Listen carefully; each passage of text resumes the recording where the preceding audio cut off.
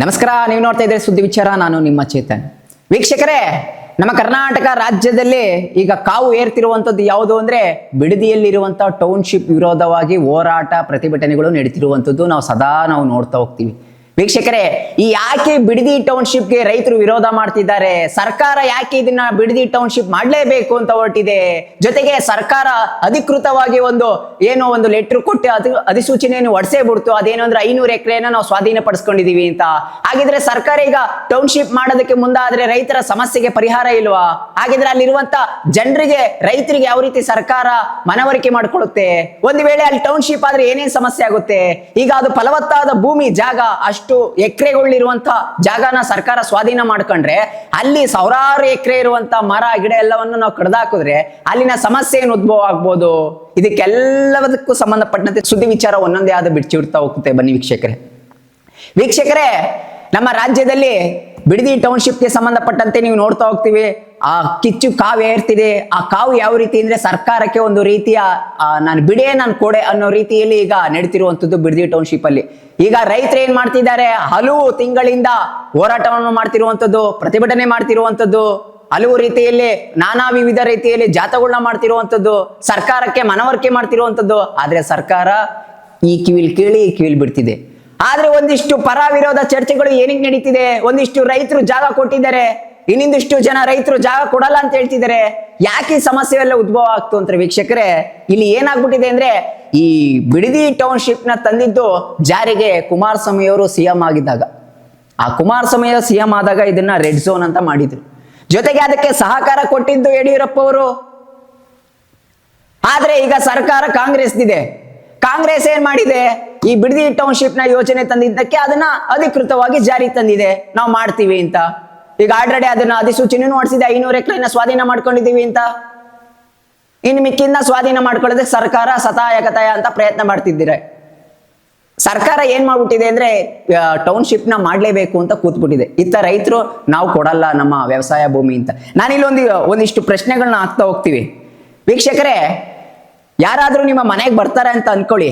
ನೀವು ಮನೆಗೆ ಬರ್ಬೇಕಾದ್ರೆ ಯಾರೋ ಒಬ್ಬ ಅಪರಿಚಿತ ವ್ಯಕ್ತಿ ಬರ್ತಾನೆ ಅಂದ್ರೆ ನೀವು ಹಂಗೆ ಬಿಡ್ಕೊಂಡ್ಬಿಡ್ತೀರಾ? ಇಲ್ವಲ್ಲ. ನೀವು ಯಾರು, ಎತ್ತ, ಏನು, ಕುಲ, ಗೋತ್ರ ಎಲ್ಲ ಕೇಳ್ತೀರಲ್ವಾ? ಕೇಳಾದ್ಮೇಲೆ ತಾನೇ ನೀವು ಒಳಗೆ ಬಿಡ್ಕೊಳ್ಳೋದು, ಅಥವಾ ನೀವೇನಾದ್ರೂ ಮನೆ ಮುಂದೆ ಕರ್ಸ್ಕೊಳ್ಳೋದು. ಏನು ಗೊತ್ತಿಲ್ಲ ಅಂದ್ರೆ ಹೆಂಗ್ ಕರ್ಸ್ಕೊತೀರಾ? ಅದೇ ರೀತಿ ಸರ್ಕಾರ ನಿಮ್ಮ ಬಳಿ ಬಂದು ಕೇಳುತ್ತೆ, ಇಷ್ಟು ಎಕರೆ ಇಷ್ಟು ಜಾಗ ನಿಮ್ಮ ಹತ್ರ ಇದ್ರೆ ನಮಗೆ ಕೊಡಿ ಅಂತ ಕೇಳಿದಾಗ ನೀವು ರೈತರು ಏನ್ ಮಾಡ್ತೀರಾ? ಅದಕ್ಕೆ ಕೊಡ್ಬೇಕಾ ಬೇಡವಾ ಅಂತ ಅದು ನಿಮ್ಮ ಕೈಯಲ್ಲಿ ಇರುತ್ತೆ. ನೀವು ಕೊಡೋದು ಜವಾಬ್ದಾರಿ ನಿಮ್ಮಲ್ಲೇ ಇರುತ್ತೆ, ಬೇಡ ಅನ್ನೋದು ಜವಾಬ್ದಾರಿ ನಿಮ್ಮಲ್ಲಿ ಇರುತ್ತೆ. ಇಲ್ಲಿ ಸರ್ಕಾರ, ನಾನು ಅಲ್ಲಿ ಯಾವುದೇ ಸರ್ಕಾರ ಪರ ವಿರೋಧ ಮಾತಾಡ್ತಿಲ್ಲ. ನಿಮ್ಮ ಜವಾಬ್ದಾರಿ, ರೈತರ ಜವಾಬ್ದಾರಿ, ಅದು ನೀವು ಎಚ್ಚೆತ್ಕೊಳ್ಬೇಕು.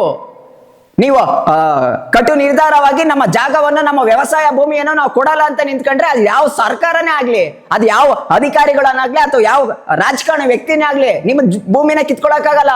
ಕಾನೂನು ಪ್ರಕಾರ ಏನಂತ ಇರೋದು? ಉಳುವ ವ್ಯವಸಾಯ ಭೂಮಿಯನ್ನೇ ಯಾವುದೇ ರೀತಿ ಈ ಏನು ಟೌನ್ಶಿಪ್ ಆಗ್ಬೋದು ಅಥವಾ ಕಟ್ಟಡಕ್ಕಾಗ್ಬೋದು ಬಳಸಬಾರ್ದು ಅಂತ ಇರುವಂತದ್ದು. ತಂದವ್ರು ಯಾರು? ಕೇಂದ್ರ ಸಚಿವರಾಗಿರುವಂತ ಕುಮಾರಸ್ವಾಮಿ ಅವರು. ಹಿಂದೆ ಅವ್ರು ಸಿಎಂ ಆದಾಗ ಅದಕ್ಕೆ ಕುಮಾರಸ್ವಾಮಿ ಆದಾದ್ಮೇಲೆ ಯಡಿಯೂರಪ್ಪ ಅವರು ಸಹ ಅದಕ್ಕೆ ಹೆಚ್ಚೆಚ್ಚು ಒಲವು ತೋರಿಸಿದ್ರು. ಈಗ ಕಾಂಗ್ರೆಸ್ ಸರ್ಕಾರ ಇದೆ, ಅದನ್ನ ನಾವು ಮಾಡ್ತೀವಿ ಅಂತ ಹೋಗಿದ್ದಾರೆ. ನಾನಿದು ಹೇಳ್ತೀನಿ ನೋಡಿ, ಈ ಟೌನ್ಶಿಪ್ ಮಾಡಿದಾಗ ಏನೇನ್ ಸಮಸ್ಯೆ ಬರುತ್ತೆ ಅಂತ. ಅದು ವ್ಯವಸಾಯದ ಭೂಮಿ. ಆ ವ್ಯವಸಾಯದ ಭೂಮಿಯನ್ನು ಒಂದು ವೇಳೆ ಟೌನ್ಶಿಪ್ ಮಾಡಿದ್ರೆ ಅನ್ಕೊಳ್ಳಿ, ಆಯ್ತಾ? ಆ ಟೌನ್ಶಿಪ್ ಮಾಡಿದಾಗ ಬೇರೆ ಬೇರೆ ರೀತಿಯ ITBT ಕಂಪ್ನಿಗಳು ಅಥವಾ ITBT ಇರುವಂತ ಜನರೆಲ್ಲ ಬಂದು ಅಲ್ಲಿ ವಾಸಸ್ಥಳವಾಗಿ ಉಳ್ಕೋತಾರೆ. ಅವಾಗ ಅಲ್ಲಿರುವಂತದ್ದೆಲ್ಲವನ್ನ ಕೆಡ್ಸಾಕ್ಬಿಡ್ತಾರೆ. ಅಂಗಡಿಗಳು ಬರುತ್ತೆ, ಫ್ಯಾಕ್ಟ್ರಿಗಳು ಬರುತ್ತೆ, ಹೋಯ್ತು, ಸರ್ವನಾಶ ಆಯ್ತು. ಅಲ್ಲಿರುವಂತ ಜಾಗ ಎಲ್ಲ ಬೆಂಗಳೂರನ್ನ ಹಾಳು ಮಾಡಿದ್ರೆ ಈಗ ಬಿಡದಿನ ಹಾಳು ಮಾಡೋದಕ್ಕೆ ಹೋಗ್ಬಿಡ್ತಾರೆ. ಜೊತೆಗೆ ಇನ್ನೊಂದಿಷ್ಟು ಕೇಳಿ ಬರ್ತಿರುವಂತದ್ದು ಸುದ್ದಿ ಏನು? ಅಲ್ಲ ಸ್ವಾಮಿ, ಬಿಡದಿಲೇ ಟೌನ್ಶಿಪ್ ಏನ್ ಮಾಡಬೇಕು? ಹೋಗಿ ಉತ್ತರ ಕರ್ನಾಟಕಕ್ಕೆ ಮಾಡಿ ಸ್ವಾಮಿ ಟೌನ್ಶಿಪ್. ಅಲ್ಲಿ ಅಭಿವೃದ್ಧಿ ಮಾಡಿ, ಅಲ್ಲಿ ಒಂದಿಷ್ಟು ಜನಕ್ಕೆ ಉದ್ಯೋಗ ಸಿಗುತ್ತೆ. ಅಲ್ಲಿ ಮಾಡಕ್ ಹೋಗಿ. ಯಾಕೆ ಬಿಡದಿಗೆ ಹೋಗ್ತೀರಾ? ಬೆಂಗಳೂರಿಗೆ ಆಲ್ರೆಡಿ ಅದು ಬಂದಿದೆ. ನೀವು ಬಿಡದಿಗೆ ಮಾಡ್ತೀರಾ ಅಂತ ಹಠ ಹಿಡ್ಕೊಂಡ್ ಕೂತಿದ್ದೀರಲ್ಲ, ಅಲ್ಲಿ ತಂದು ನೀವೇನ್ ಮಾಡ್ಬೇಕು ಅಂತ ಇದ್ದೀರಾ ಗೊತ್ತಾ? ಅದು ಸಂಪೂರ್ಣವಾಗಿ ಹಾಳು ಮಾಡ್ಬೇಕು ಅಂತ ಇದ್ದೀರಾ ಇರುವಂತದ್ನ. ನೀವು ಅಭಿವೃದ್ಧಿ ಆಗದೆ ಇರೋ ಕಡೆ ಹೋಗಿ ಅಭಿವೃದ್ಧಿ ಮಾಡಿ. ಈಗ ಆಲ್ರೆಡಿ ಅದು ಬಿಡದಿ ಸೇರ್ಕೊಂಡಿದೆ ಬೆಂಗಳೂರಿಗೆ, ನೀವೇ ಮಾಡಿದೀರಾ.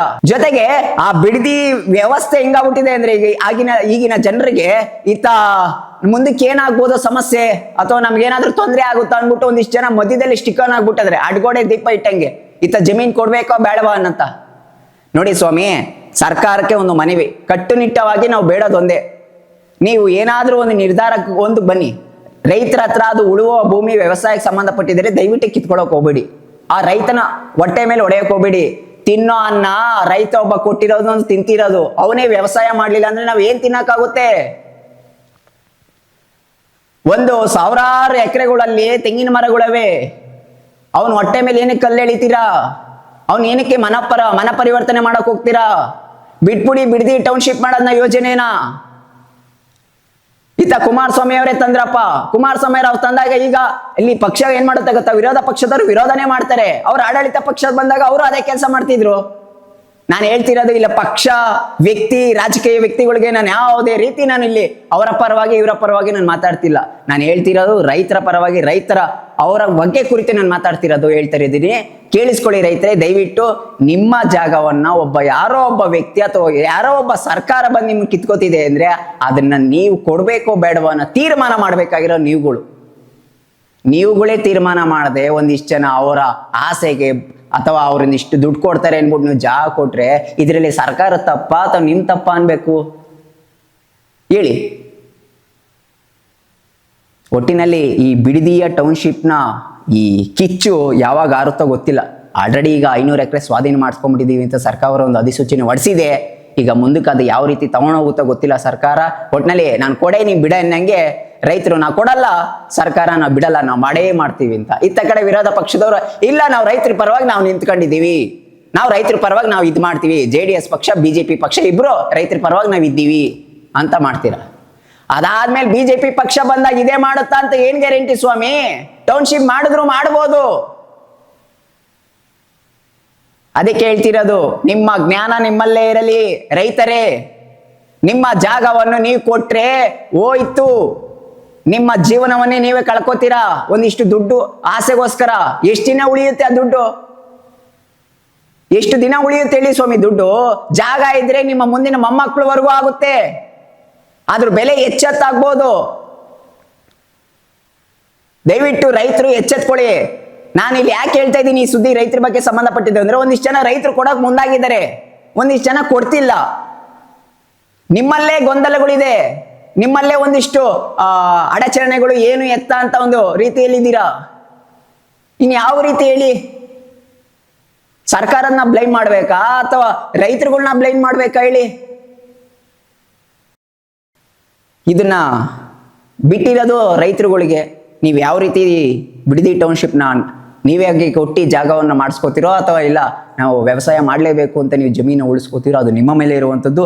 ಸರ್ಕಾರ ಮಾಡ್ತೀನಿ ಅಂತ ಕೂತಿದೆ, ಅದು ಸರ್ಕಾರ ಮಾಡುತ್ತೋ ಅಥವಾ ರೈತರ ಪರವಾಗಿ ನಿಂತ್ಕೊಂಡು ಇದನ್ನ ಆ ಟೌನ್ಶಿಪ್ನ ನಿಲ್ಲಿಸುತ್ತೋ ಅನ್ನೋದನ್ನ ಕಾದು ನೋಡಬೇಕಾಗಿದೆ, ಇದು ಯಾವ ರೀತಿ ಅಂತ. ಇದಾಗಿತ್ತು ಇವತ್ತಿನ ಸುದ್ದಿ ವಿಚಾರ. ಸುದ್ದಿ ನಮ್ಮದು, ವಿಚಾರ ನಿಮ್ಮದು.